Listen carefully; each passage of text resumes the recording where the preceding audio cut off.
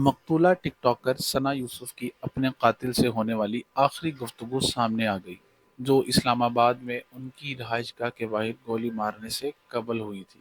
Police کے مطابق 22 سالہ ٹک ٹاکر عمر حیات عرف کاکا ثنا یوسف سے دوستی کرنا چاہتا تھا، جس کے لیے وہ بار بار رابطہ کر رہا تھا، لیکن ثنا یوسف کے انکار پر طیش میں آ کر اسے گولی مار دی۔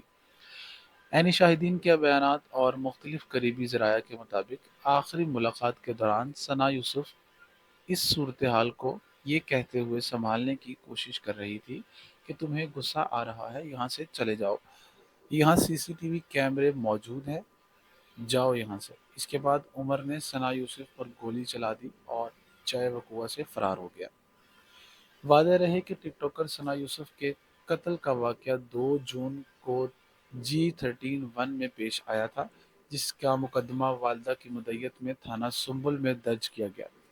مقدمے کے متن کے مطابق پیر کی شام 5 بجے حملہ ور گھر میں داخل ہوا اور ثنا یوسف پر فائرنگ کی۔ 2 گولیاں ثنا یوسف کے سینے میں لگیں۔ حملہ ور فائرنگ کے بعد فرار ہو گیا۔